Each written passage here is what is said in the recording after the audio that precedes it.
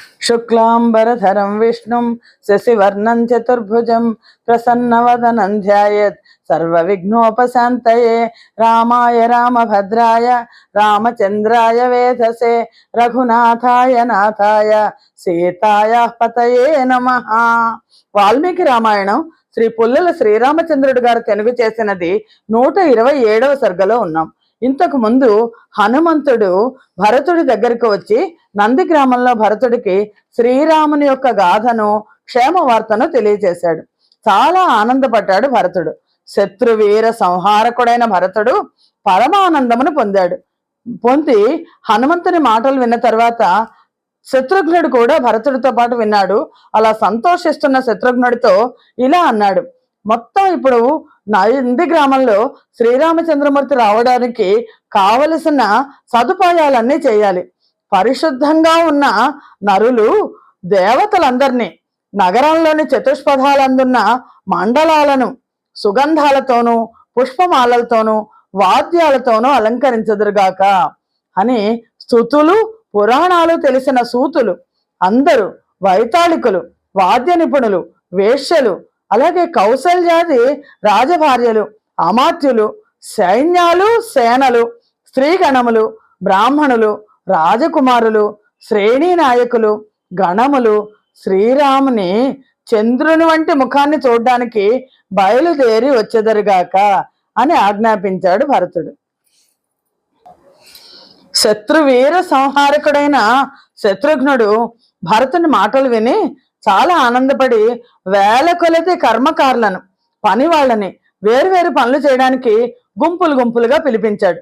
ఈ నంది గ్రామం నుండి అయోధ్య వరకు ఉన్న పల్లములను పూడ్చివేయుడు అంటే రహదారులను వేయిస్తున్నాడు. విషమంగాను సమంగాను ఉన్న స్థానాలను ఆ భేదం లేకుండా ఉండేట్లు సమం చేయండి. నేలని మొత్తాన్ని సమం చేయండి. మంచులాగా చల్లనైన నీటితో తడపండి. అలాగే అన్ని వైపులా పూలు పేలాలు చల్లండి. అయోధ్య నగరంలోని వీధులన్నిటిలో కూడా అలంకారాలు చేయండి. పతాకాలు ఎగరేయండి. సూర్యోదయం అయ్యేసరికి ఇళ్ళన్నీ కూడా అలంకరించండి. వందల కొద్దీ మనుషులు మంచి వాసన గల 5 రంగుల చూర్ణములు, 5 రంగుల ముగ్గులు, పుష్పమాల పంక్తులు, విడి పువ్వులు విశాలమైన రాజమార్గంలో చల్లండి. రంగులతో ముగ్గులు పెట్టి మాలలు కట్టి పూలు చల్లించండి అని ఆదేశించాడు శత్రుఘ్నుడు. ఆ తర్వాత శత్రుఘ్నుని ఆజ్ఞ విని దృష్టి, జయంతుడు, విజయుడు, సిద్ధార్థుడు, అర్ధసాధకుడు, అశోకుడు, మంత్రపాలకుడు, సుమంత్రుడు సంతోషంతో బయలుదేరారు. కొంతమంది ధ్వజాలతో కూడిన బాగా అలంకరించిన మద గజాలను ఎక్కారు. కొంతమంది బంగారు నడుముతాళ్ళు గల ఏనుగులతో కూడిన ఆడ ఏనుగుల పైన, గొప్ప మహారథులు రథాల మీద శీఘ్రంగా బయలుదేరారు. శక్తులు, రుస్తులు, పాశములు, చేతుల్లో ధరించిన ధ్వజములు, పతాకాలు గ్రహించిన వేల కొలది కాలిబంట్లు, అంటే ఒక రాజుగారు వెనక్కి వస్తున్నారంటే ఆయనకి చేయాల్సిన సన్నాహాలన్నీ చేస్తున్నారు. వేల కొలది కాలిబంట్లు, చాలా ముఖ్యమైన యోధులు ఎక్కిన ప్రధానాలైన వేల కొలది గుర్రాలు వెంటరాగా వీరులు బయలుదేరి వెళ్లారు. దశరథుని భార్యలందరూ కౌసల్యను సుమిత్రను ముందుంచుకొని వాహనానికి బయలుదేరారు. వాళ్ళందరూ కైకేయితో కూడా నంది గ్రామాన్ని చేరారు. మొత్తం అయోధ్య ప్రజలందరూ నంది గ్రామానికి వచ్చేశారు. అప్పుడు ధర్మాత్ముడు, ధర్మాలు తెలిసినవాడు, మహాత్ముడు అయిన భరతుడు తన అన్నగారి పాదుకలను శిరస్సు మీద ఉంచుకొని శ్రీరామచంద్రమూర్తి వస్తుంటే ఆయనకు ఎదురుగా వెళ్ళాడు. అతడు ఉపవాసాల చేత కృషించి దీనుడై నారచీరలను కృష్ణాదినాన్ని ధరించున్నాడు. ఇంత సుదీర్ఘ కాలంలో అతనికి సంతోషం తొలిసారిగా కలిగింది. సోదరుని రాకను గురించి విన్నప్పుడే తెల్లటి పుష్పమాలల చేత అలంకరించబడిన తెల్ల శ్వేత ఛత్రాన్ని, బంగారం చేత అలంకరించబడిన రాజుకు తగిన తెల్లని వింజామర్లను కూడా తీసుకొచ్చాడు. శంఖధ్వనులతోనూ భేరీ ధ్వానాలతోనూ బయలుదేరిన అతన్ని వంది మాగధులు స్తుతిస్తున్నారు. బ్రాహ్మణ శ్రేష్ఠులు, శ్రేణుల నాయకులు, వర్తకులు పుష్పమాలలు, మధుర పదార్థాలు చేతిలో ఉంచుకొని ధరించిన మంత్రులు, సచివులు ఆ భరతుని వెంట ఉన్నారు. గుర్రాల డెక్కల చప్పుళ్లతోనూ, రథ చక్రాంతముల ధ్వనితోనూ, శంఖ దుందువుల నాదంతోనూ భూమి అదిరినట్లు అయ్యింది. అయోధ్య నగరం మొత్తం నంది గ్రామానికి చేరింది. భరతుడు పరిశీలించి చూచి హనుమంతుడితో ఏమన్నాడంటే, నీవు కపికి సహజమైన చపల చిత్తాన్ని చూపించలేదు కదా. ఎందుకంటే కకుత్స వంశీయుడు శత్రు సంహారకుడు అన్నగారైన శ్రీరాముడు కనబడటం లేదేంటి అన్నాడు. భరతుడు ఆ విధంగా పలికేసరికి హనుమంతుడు సత్యమైన పరాక్రమం గల అతనితో విజ్ఞాపన చేస్తూ ఇలా అన్నాడు, వినయపూర్వకంగా అన్నాడు, అర్థయుక్తంగా మాట్లాడాడు. భరద్వాజముని అనుగ్రహంతో భరద్వాజముని ఒక వరం ఇచ్చారు. మొత్తం చెట్లన్నీ కూడా పళ్ళు పండాలి, పూలు రావాలి అని. ఎల్లప్పుడూ ఫలాలు కలివి పుష్పించినవి, తేనెను స్రవిస్తున్నవి, మదించిన తుమ్మెదలతో ధ్వనింపజేయబడినవి ఆయన వృక్షాలు కనబడేసరికి సంతోషించిన వానరులు భయంకరమైన ధ్వని వినబడుతోంది. చూడండి, అదిగో ఆ వానర సేన గోమతి నదిని దాడుతోంది అని అనుకుంటున్నాను. ఓ శత్రు సంహారక, త్వరలోనే శ్రీరాముడు వస్తాడు. భరద్వాజునకు దేవేంద్రుడు అలాంటి వరాన్ని ఇచ్చాడు. అందుకని నీకు నీ సైన్యానికి పూర్వం అతడు సకల గుణాలతో కూడిన ఆతిథ్యాన్ని ఇచ్చాడు కదా. ఆ సాలవనం వైపు పరాగ వర్షం బయలుదేరింది. అదిగో ఆ వనం వైపు ధూళి కనిపిస్తోంది. చూడండి, వానరులు సుందరమైన సాలవనాన్ని కదిలిచేస్తున్నారేమో అనిపిస్తోంది. ఎందుకంటే వీళ్ళు పళ్ళన్నీ కోసేస్తుంటారు. దాన్ని తలుస్తున్నాను నేను. అదిగో చంద్రునితో సమానమైన విమానం దూరం నుండి కనబడుతోంది. దివ్యమైన ఈ పుష్పక విమానం విశ్వకర్మ మనస్సుతో నిర్మించాడు. మహాత్ముడైన శ్రీరాముడు రావణుణ్ణి అతని బంధువుల్ని చంపి ఈ విమానాన్ని సంపాదించాడు. ప్రస్తుతం రాముని వాహనంగా ఉన్న బాల సూర్యునితో సమానమైన మనోవేగం కల ఈ దివ్య విమానం బ్రహ్మదేవుని అనుగ్రహం చేత కుబేరుడికి లభించింది. ఈ విమానంలో అదిగో నీ సోదరులైన వీరులు రామలక్ష్మణులు, అదిగో సీత, అదిగో గొప్ప తేజస్సు గల సుగ్రీవుడు, విభీషణుడు ఉన్నారు.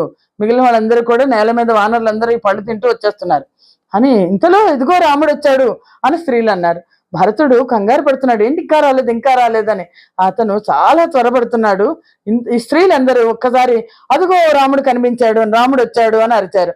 యువకులు, స్త్రీలు, బాలురు, వృద్ధులు అందరూ సంతోషంతో ధ్వని చేశారు. రథాల నుండి, ఏనుగుల నుండి, గుర్రాల నుండి దిగి నేల మీద నిలిచిన వాళ్ళందరూ విమానంలో ఉన్న శ్రీరాముణ్ణి ఆకాశంలో ఉన్న చంద్రుణ్ణి చూసినట్లు చూసి సంతోషించారు. భరతుడు దోసులు కట్టి ఆనందంతో శ్రీరామునికి ఎదురుగా ముఖం పైకి ఎత్తి నిలబడ్డాడు. తగు విధంగా స్వాగత వచనాలతో శ్రీరాముణ్ణి పూజించాడు. బ్రహ్మదేవుడు మనసా సృష్టించిన ఆ విమానంలో ఉన్న శ్రీరాముడు రెండవ దేవేంద్రుడిలాగా ప్రకాశిస్తున్నాడు.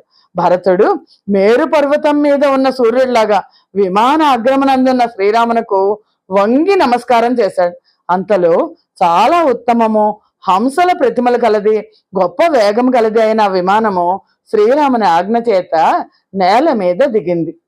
శ్రీరాముడు విమానం ఎక్కించగా సత్యమైన పరాక్రమం కల భరతుడు శ్రీరాముణ్ణి చేరి మరలా అభివాదం చేశాడు. ఎప్పుడైతే నేల మీదకి దిగిందో భరతుడు వెళ్ళేసరికి భరతుడిని ఆ విమానం మీదకి ఎక్కించాడు. శ్రీరాముడు చిరకాలానికి కనబడిన ఆ భరతుడిని పైకి లేవదీసి తన తొడ మీద కూర్చుండబెట్టుకొని ఆనందంతో కౌగిలించుకున్నాడు. పిమ్మట శత్రు సంహారకుడైన భరతుడు సంతోషముతో లక్ష్మణుని వద్దకు, సీత వద్దకు వెళ్ళి తన పేరు చెప్పుతూ నమస్కరించాడు. సుగ్రీవుణ్ణి, జాంబవంతుణ్ణి, అంగదుణ్ణి, మైంద, ద్వివిధ, నీల, ఋషభులను కౌగలించుకున్నాడు. అక్కడనే ఉన్న సుషేణుణ్ణి, నలుణ్ణి, గవాక్షుణ్ణి, గంధమాదనుణ్ణి, శరభుణ్ణి, పనసుణ్ణి కౌగలించుకున్నాడు. ఇచ్ఛానుసారం ఒక్కొక్కడిని పరిచయం చేస్తున్నాడు శ్రీరామచంద్రమూర్తి. ఇచ్ఛానుసారం రూపములు ధరించగలిగిన ఆ వానరులందరూ మనుష్య రూపాలు ధరించి సంతోషిస్తూ భరతుణ్ణి కుశల ప్రశ్నలు వేశారు. పిమ్మట దశరథ పుత్రుడు, మహా తేజస్శాలి, ధర్మాత్ములలో శ్రేష్ఠుడు అయిన భరతుడు సుగ్రీవుణ్ణి కౌగలించుకొని, సుగ్రీవా, నీవు మా నలుగురికి 5వ సోదరుడివి. స్నేహాన్ని పట్టి మిత్రుడు ఏర్పడను, అపకారం చేయట శత్రు లక్షణం అని పలికాడు. పిమ్మట భరతుడు విభీషణుడితో చాలా ఆనందంగా ఇలా అన్నాడు, అదృష్టవశం చేత నువ్వు సహాయుడుగా ఉండి చేయుటకు చాలా కష్టమైన పని చేశావు. నీవు సహాయుడుగా ఉండుట చేత మాత్రమే శ్రీరాముడు శక్యము కాని పని చేయగలిగాడు అన్నాడు. అప్పుడు వీరుడైన శత్రుఘ్నుడు రామ లక్ష్మణులకు నమస్కరించి వినయంతో సీత పాదాలకు నమస్కరించాడు. శ్రీరాముడు శోకము చేత కృషించినదై శరీర ఛాయ మారిపోయిన తల్లి దగ్గరికి వెళ్ళాడు. కౌసల్యమాత దగ్గరికి వెళ్ళి ఆమె మనస్సుకు సంతోషం కలిగిస్తూ వినయంతో పాదాభివందనం చేశాడు. శ్రీరాముడు సుమిత్రకు, కీర్తిగల కైకేయికి, సమస్తమైన తల్లులకు నమస్కారం చేసి పిమ్మట పురోహితుడైన వశిష్ఠుని దగ్గరికి వెళ్ళి నమస్కరించాడు. ఓ మహాబాహో, కౌసల్య ఆనందమును వృద్ధి పొందించు రామా, నీకు స్వాగతము అని నగర జనులందరూ అంజలులు ఘటించి నమస్కరిస్తూ శ్రీరామునితో పలికారు.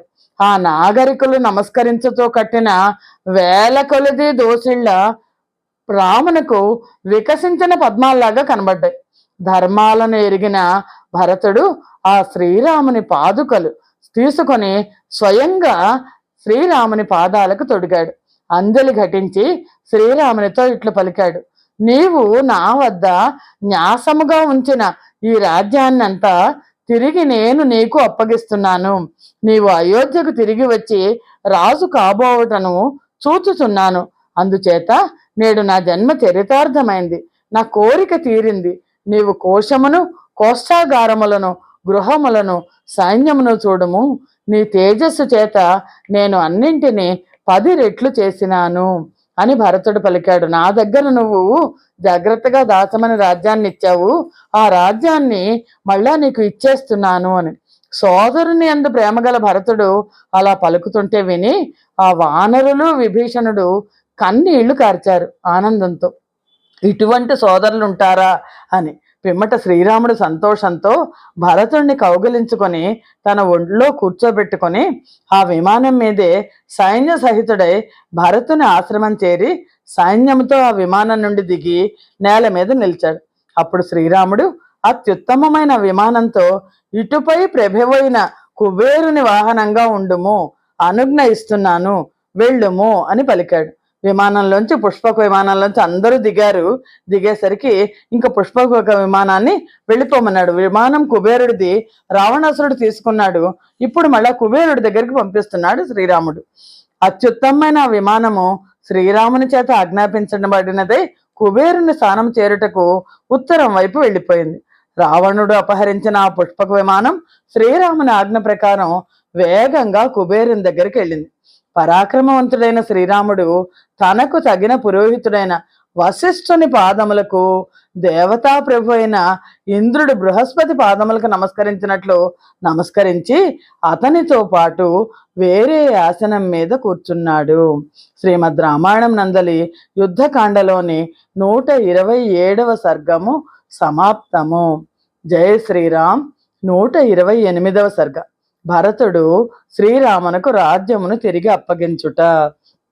భరతుడు శిరస్సుపై అంజలి ఘటించి సత్యమైన పరాక్రమం కల జ్యేష్ఠ సోదరుడైన శ్రీరామునితో ఇలా అన్నాడు.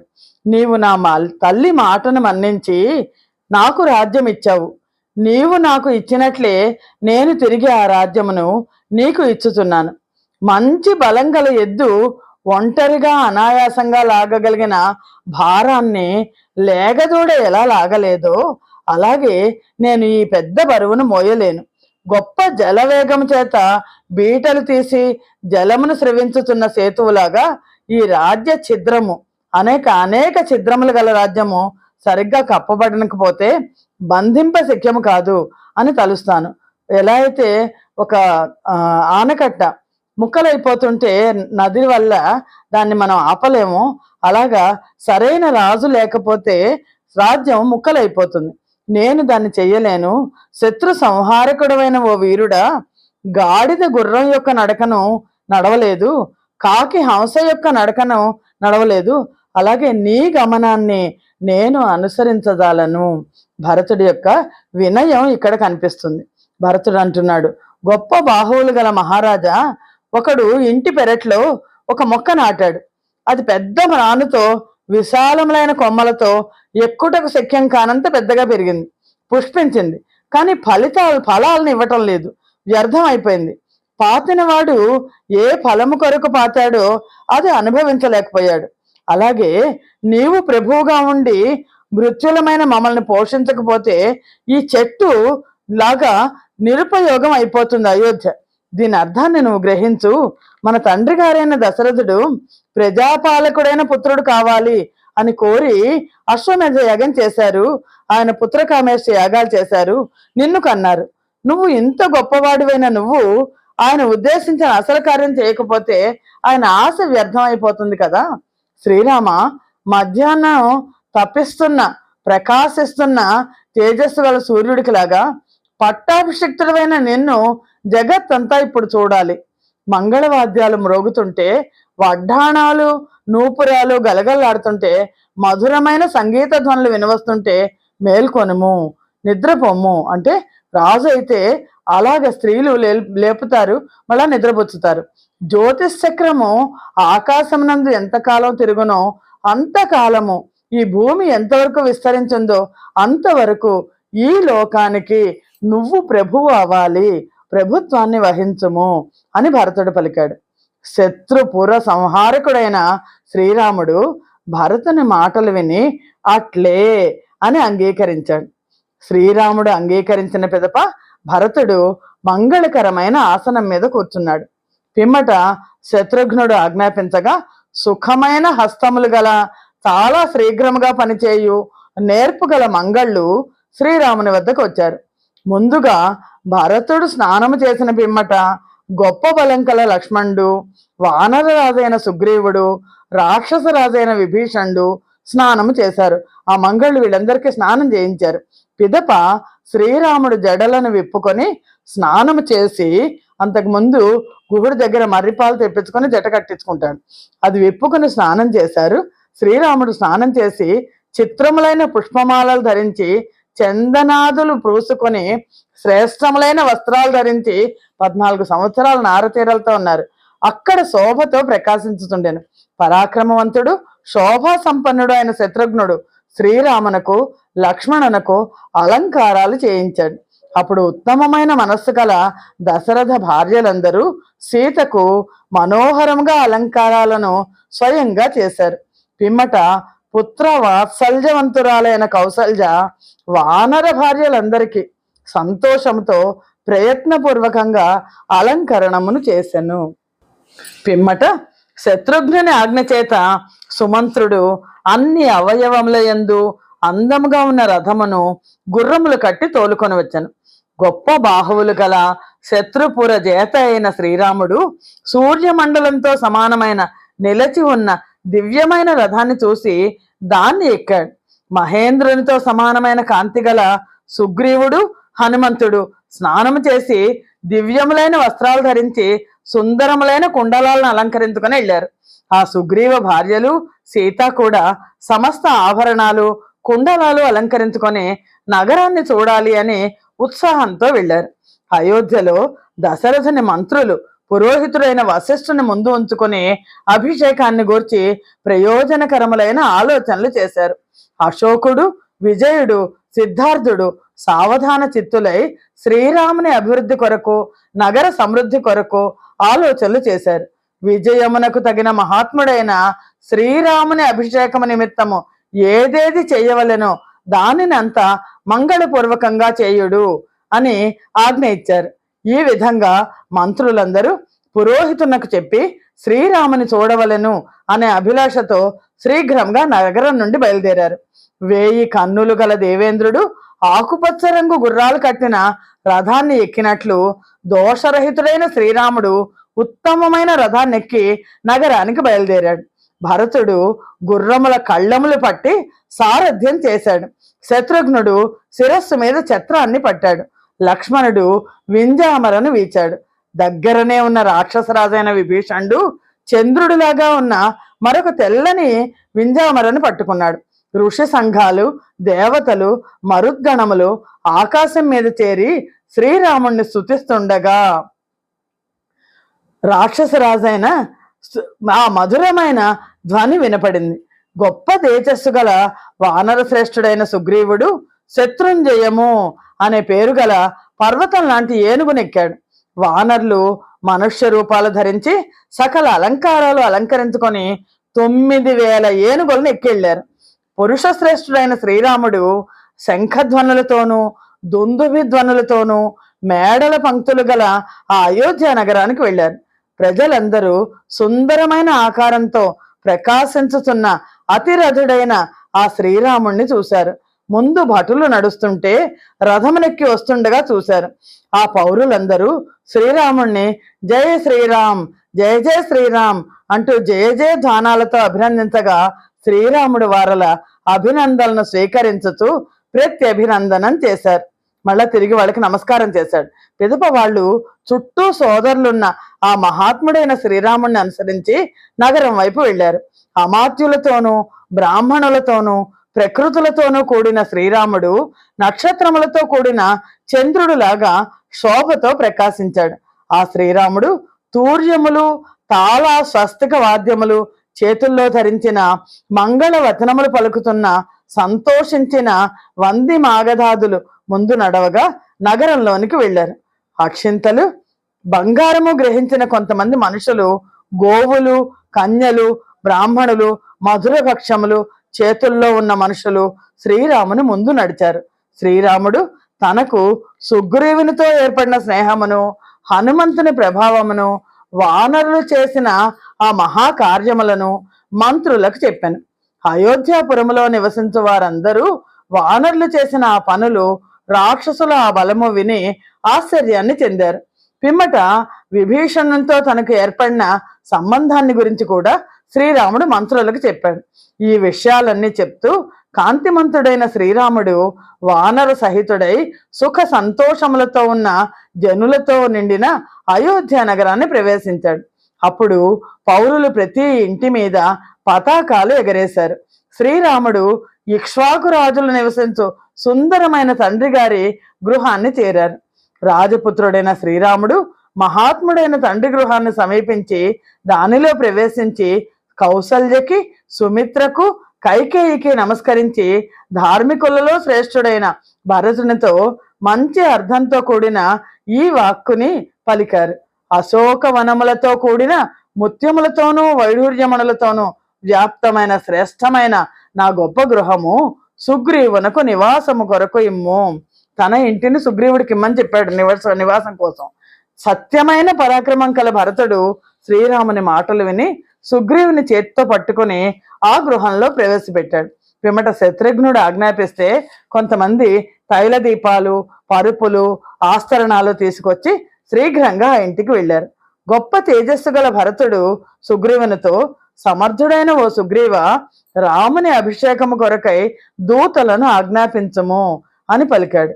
సుగ్రీవుడు వెంటనే సమస్తమైన రత్నముల చేత అలంకరించబడిన 4 బంగారు కలశాలను 4 వానరులకిచ్చి, వానరులారా, తెల్లారేసరికి 4 సముద్రముల నీళ్లు నింపిన ఈ కలశాలతో వచ్చి ఎట్లు వేచి ఉండెదరో అలా చేయాలి అని సుగ్రీవుడు ఆజ్ఞాపించాడు. సుగ్రీవుని చేత ఈ విధముగా ఆజ్ఞాపించబడిన ఏనుగుల వంటి, గరుత్మంతుల వంటి శీఘ్రముగా వెళ్ళు మహాత్ములైన వానరులు శీఘ్రముగా ఆకాశంలోనికి ఎగిరారు. జాంబవంతుడు, హనుమంతుడు, వేగదర్శి, వృషభుడు జలం నింపిన కలశాలను తీసుకొచ్చారు. వీరు 500 నదుల జలాన్ని కలశాల్లో తీసుకొచ్చారు. బలవంతుడైన సుషేణుడు తూర్పు సముద్రం నుండి జలంతో నిండిన సకల రత్నముల చేత అలంకరించబడిన కలశాన్ని తీసుకొచ్చాడు. వృషభుడు దక్షిణ సముద్రం నుండి జలపూర్ణమైన ఘటమును రక్త చందన వృక్షముల కొమ్మలు కప్పి శీఘ్రముగా తీసుకొని వచ్చాడు. జయ శ్రీరామ్. శ్రీరామచంద్రుడి యొక్క అభిషేకం కోసం 4 సముద్రాల నుంచి నీళ్లు తీసుకొస్తున్నారు. అందులో సుషేణుడు తూర్పు సముద్రం నుంచి తీసుకొచ్చాడు. వృషభుడు దక్షిణ సముద్రం నుండి జలపూర్ణమైన ఘటాన్ని రక్తచందన వృక్షముల కొమ్మలు కప్పి శీఘ్రముగా తీసుకొని వచ్చాడు. వాయుదేవుని వంటి పరాక్రమం కల గవయుడు పశ్చిమ సముద్రం నుండి చల్లని జలమును రత్న కలశంలో తీసుకొని వచ్చాడు. గరుత్మంతుని వంటి వాయువు వంటి పరాక్రమం గల సమస్త గుణములతో కూడిన ధర్మాత్ముడైన నలుడు ఉత్తర సముద్రం నుండి శీఘ్రముగా జలం తీసుకొని వచ్చాడు. అప్పుడు మంత్రులతో కూడిన శత్రుఘ్నుడు శ్రీరాముని అభిషేకం కొరకు ఆ వానర శ్రేష్ఠులు తీసుకొచ్చిన ఆ జలాన్ని పురోహితుడైన వశిష్ఠునకు, మిత్రులకు చూపి సిద్ధముగా ఉన్నది అని పలికాడు. శ్రీ సీతారామ పట్టాభిషేకం. అప్పుడు బ్రాహ్మణులతో కూడిన వృద్ధుడైన వశిష్ఠుడు సావధాన చిత్తుడై సీతా సమేతుడైన శ్రీరాముణ్ణి రత్నపీఠం మీద కూర్చోబెట్టాడు. వశిష్ఠుడు, వామదేవుడు, జాబాలి, కాశ్యపుడు, కాత్యాయనుడు, సుయజ్ఞుడు, గౌతముడు, విజయుడు అనుగు యనమండుగురు మునులు నిర్మలము సుగంధయుక్తము అయిన జలముతో అష్టవసువులు సహస్రాక్షుడైన దేవేంద్రునకు అభిషేకం చేసినట్లు శ్రీరామునకు అభిషేకం చేశారు.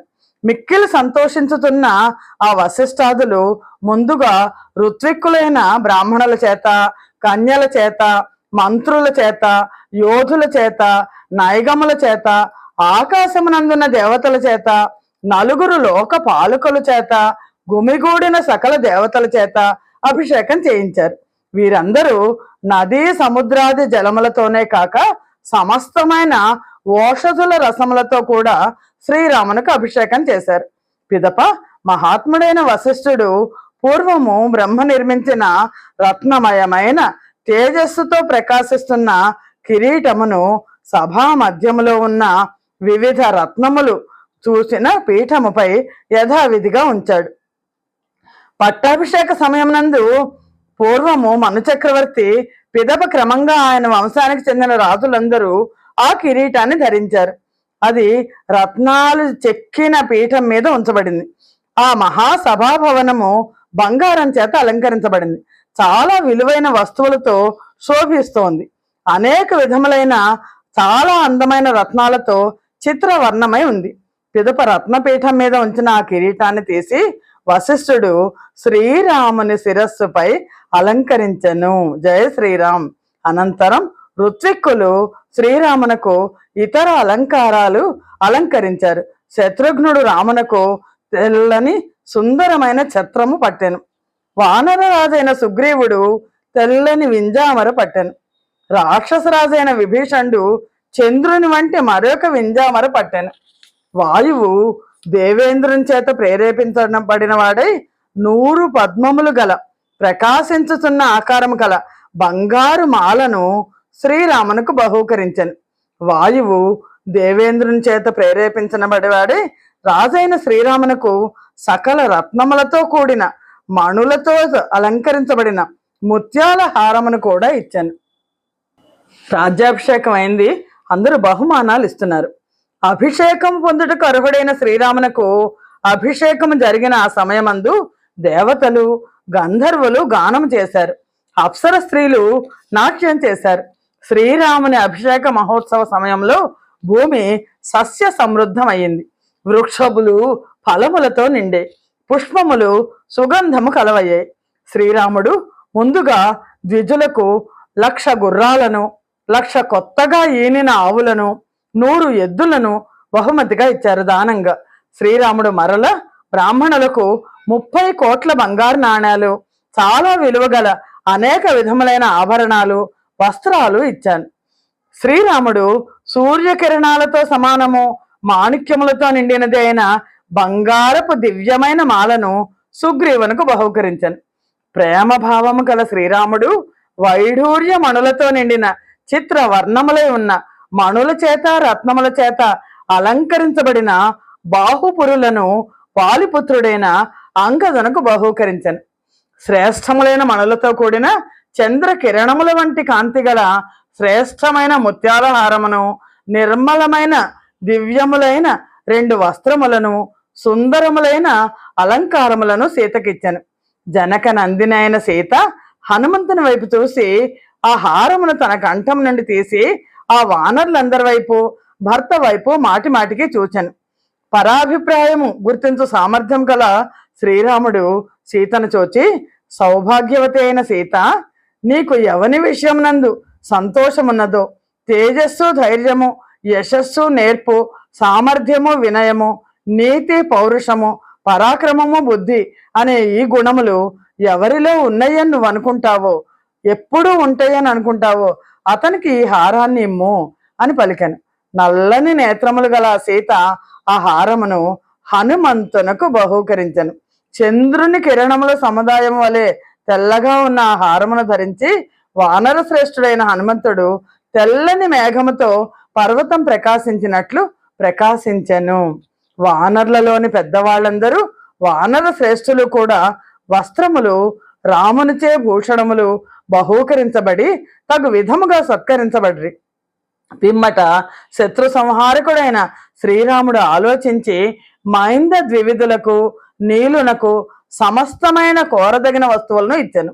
శ్రీరాముడు విభీషణుణ్ణి, సుగ్రీవుణ్ణి, హనుమంతుణ్ణి, జాంబవంతుణ్ణి ప్రధానులైన వారందరినీ కోరదగిన వస్తువులు పుష్కలమైన రత్నములు ఇచ్చి తగు విధముగా సన్మానించెను. వాళ్ళందరూ చాలా సంతోషించిన మనస్సులతో వచ్చినట్లుగానే తిరిగి వారి వారి స్థానాలకు వెళ్ళారు. మహాత్ములైన వానర శ్రేష్ఠులందరూ శ్రీరామునకు నమస్కరించి అతని అనుజ్ఞ పొంది కిష్కింధకు వెళ్ళారు. వానరరాజైన సుగ్రీవుడు రామ పట్టాభిషేక మహోత్సవం చూసి శ్రీరాముని సన్మానం పొంది కిష్కింధాపురమును ప్రవేశించారు. తన కుల ధనమును పొంది రాక్షసరాజైన ధర్మాత్ముడు, గొప్ప కీర్తికలైన విభీషణుడు ఆ రాక్షస శ్రేష్ఠులతో కలిసి లంకకు వెళ్ళాను. గొప్ప కీర్తికల మిక్కిలి ఉదార స్వభావుడైన శ్రీరాముడు శత్రువులను సంహరించి రాజ్యమునంతను పరిపాలించుతూ ఆనందముతో అనుభవించెను. ధర్మమునందు అత్యాసక్తి గల ఆ శ్రీరాముడు ఒకరోజు ఎరిగిన లక్ష్మణునితో, ధర్మము నెరిగిన ఓ లక్ష్మణ, మన వంశమునకు చెందిన పూర్వ రాజులు అధిష్ఠించిన ఈ భూమిని నీవు కూడా నాతో కలిసి బలము చేత పాలించము. మన పూర్వులు ధరించిన ఈ రాజ్యభారమును నీవు రాజ్యాభిషిక్తుడవై నాతో కలిసి మోయుము అని పలికాడు. అంటే లక్ష్మణుడికి రాజ్య పట్టాభిషేకం చేద్దాము అని, రాజ్యమును అంగీకరింపుము అని ఎంత బ్రతిమాలినా లక్ష్మణుడు ఏ విధముగాను అందుకు అంగీకరించలేదు. మహాత్ముడైన శ్రీరాముడు భరతుణ్ణి రాజ్యమునందు అభిషేకించాడు. శ్రీరాముడు అనేక పర్యాయములు పౌండరీకము, అశ్వమేధము, వాజపేయము ఇంకా అనేక విధములైన యజ్ఞములు చేశాను. శ్రీరాముడు 10,000 సంవత్సరములు రాజ్యము చేసి మంచి గుర్రములతో అధికమైన దక్షిణలిచ్చుచు 100 అశ్వమేధ యాగములు చేశాను. హాజాను బాహువు, విశాలమైన వక్షస్థలము కలవాడు, ప్రతాపవంతుడు ఆయన ఆ శ్రీరాముడు తనకు లక్ష్మణుడు అనుచరుడే ఉండగా ఈ భూమినంతయు పాలించెను. ధర్మాత్ముడైన శ్రీరాముడు చాలా ఉత్తమమైన రాజ్యమును పొంది పుత్రులతోనూ సోదరులతోనూ బంధువులతోనూ కూడి అనేక విధములైన యజ్ఞములు చేశాను. శ్రీరాముడు రాజ్యమును పాలించిన వేళలో స్త్రీలు వైధవ్య దుఃఖమును పొందలేదు. క్రూర జంతువుల వలన భయము లేదు, వ్యాధుల వలన భయము లేదు, లోకములో దొంగలు లేరు, ఎవ్వనికి కూడా ఏ అనర్థము జరగలేదు. పెద్దవాళ్ళు చిన్నవాళ్లకు పేతకార్యము చేయు అవసరం ఎప్పుడూ కలగలేదు. అంతా ఆనందమయముగా ఉంది. అదే రామరాజ్యం. అందరూ ధర్మపరులే ఉన్నారు. శ్రీరాముణ్ణే చూస్తూ రాముని మనస్సుకు ఎక్కడ బాధ కలుగుతుందో అనే అభిప్రాయంతో, లేదా రాముడెక్కడ శిక్షించునో అనే భయంతో ప్రజలు ఒకరినొకరు హింసించుకొనలేదు. శ్రీరాముడు రాజ్యము చేస్తున్న కాలంలో ప్రజలు 1000 కొలది సంవత్సరాలు 1000 కొలది పుత్రులతో రోగములు కానీ దుఃఖము కానీ లేని వారై ఉండిరి. ప్రజలు ఎక్కడ చూసినా శ్రీరాముడు శ్రీరాముడు శ్రీరాముడు అని ఎల్లప్పుడూ రాముణ్ణి గూర్చిన కథలు చెప్పుకున్నారు. రాముడు రాజ్యమును పాలించు కాలంలో జగత్తంతా రామమయం అయిపోయింది. అప్పుడు వృక్షములు ఎట్టి వ్రణములు, క్రిమికీటకాదుల వల్ల గాయములు లేక నిత్యము పుష్ప ఫలాలతో నిండి ఉన్నాయి. మేఘము తగిన కాలం నందు వర్షించుతుండెను. వాయువు స్పర్శ సుఖకరంగా ఉంది. బ్రాహ్మణులు, క్షత్రియులు, వైశ్యులు, శూద్రులు దురాశ లేక తమ తమ పనులతోనే తృప్తి చెందుతూ తమ తమ కర్తవ్యములు చేసుకుంటున్నారు. శ్రీరాముడు రాజ్యము పరిపాలించుతుండగా ప్రజలు ధర్మ తత్పరతులై అసత్యం అనేది లేక నివసిస్తున్నారు. ప్రజలందరూ ఉత్తమ లక్షణ సంపన్నులే, అందరూ ధర్మమునందు ఆసక్తి కలవారే. శ్రీరాముడు ఈ విధముగా 10,000 సంవత్సరములు రాజ్యపాలన చేసెను. శ్రీమద్ రామాయణ మహాత్మ్యము. పూర్వము వాల్మీకి రచించిన ఈ ఆదివాక్యము ధర్మ సమ్మతము. ఈ రామాయణాన్ని ఎవరు చదువుతారో అది కీర్తిని ఇచ్చును, ఆయుర్దాయాన్ని పెంచుతుంది, రాజులకు విజయాన్ని చేకూరుస్తుంది. అట్టి ఆర్షమైన ఈ ఆది కావ్యాన్ని ఎవరు చదువునో ఎవరు వినునో అతడు సమస్త పాపముల నుండి విముక్తుడగుతాడు. శ్రీరాముని పట్టాభిషేకం వరకు ఉన్న ఈ గ్రంథమును ఈ లోకంలో వింటే పుత్రులు కావాలి కావాలి అని కోరే వారికి పుత్రులు లభిస్తారు, ధనం కావాలి అని కోరే వారికి ధనం లభిస్తుంది. రాజు భూమిని జయించి శత్రువులను అణిగిద్రొక్కివేయను. కౌసల్య శ్రీరాముని చేత ఎట్లు పుత్రవతి అయిందో, అలాగే సుమిత్ర లక్ష్మణుని చేత ఎట్లు జీవపుత్ర అయిందో, కైకేయి భరతం చేత ఎట్లు జీవపుత్ర అయిందో, అలాగే ఈ ఆది కావ్యమును చదివిన లేదా విన్న స్త్రీలు పుత్రవతులవుతారు. పుత్ర పౌత్రులతో కూడిన వారే ఎల్లప్పుడూ ఆనందంతో ఉంటారు. ఈ రామాయణ కావ్యాన్ని అక్లిష్ట కర్మ అయిన శ్రీరాముని విజయ వృత్తాంతమును అంతను విన్న మానవుడు దీర్ఘాయుర్దాయాన్ని పొందుతాడు. పూర్వము వాల్మీకి రచించిన ఈ మహాకావ్యమును నమ్మకంతో కోపాన్ని జయించి వినివాడు కష్టాలను దాటుతాడు. పూర్వము వాల్మీకి రచించిన ఈ కావ్యమును విన్నవారు ప్రవాసాంతమునందు బంధువులతో కూడా కలిసి ఆనందంగా ఉంటారు. ఈ కావ్యమును విన్నవారు రాముని నుండి కోరిన వరములన్నిటినీ పొందుతారు.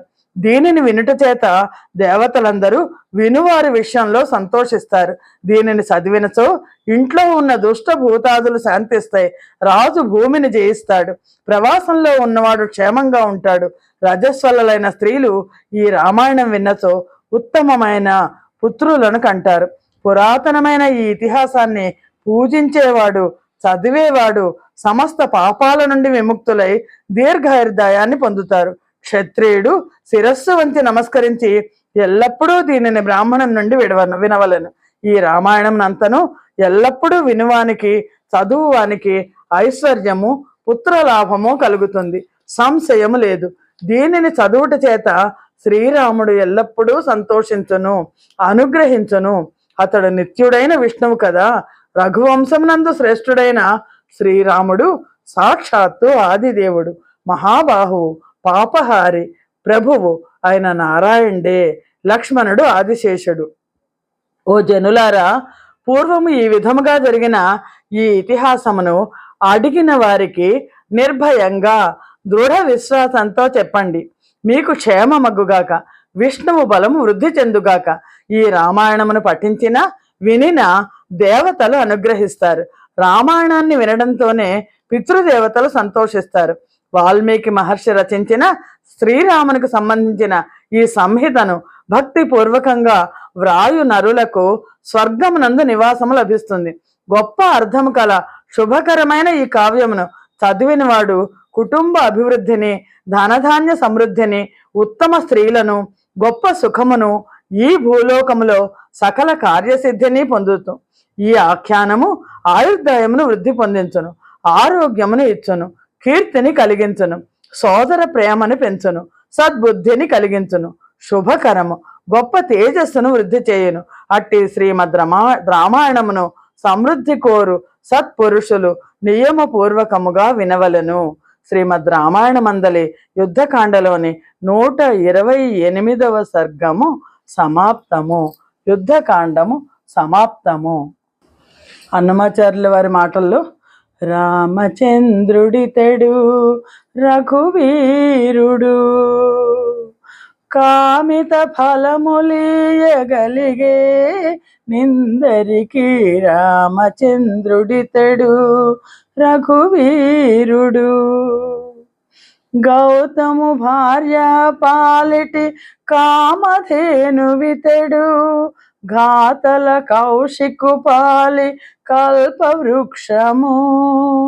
సీతాదేవి పాలిటి చింతామణితడు, ఈతడు దాసుల పాలిహ పరదైవము. రామచంద్రుడితడు రఘువీరుడు, కామిత ఫలములీయగలిగే నిందరికి రామచంద్రుడితడు రఘువీరుడు. జయ శ్రీరామ్. స్వస్తి ప్రజాభ్య పరిపాలయంతాం న్యాయేన మార్గేణ మహిం మహిషాః గోబ్రాహ్మణేభ్య శుభమస్తు నిత్యం లోకా సమస్తా సుఖినో భవంతు. సర్వం శ్రీరామార్పణమస్తు. జయ శ్రీరామ్. ఈ రామాయణం చదివే భాగ్యాన్ని ప్రసాదించిన ఆ పరమాత్మకి నమస్కారాలతో యుద్ధకాండం సమాప్తం. రామాయణంలో ఇంకా ఉత్తరకాండ ఒక్కటే మిగిలి ఉంది. అందరికీ, ఇది వింటున్న అందరికీ కూడా నా కోటమర్తి బ్రహ్మేశ్వరి కృతజ్ఞతలను తెలుపుకుంటోంది.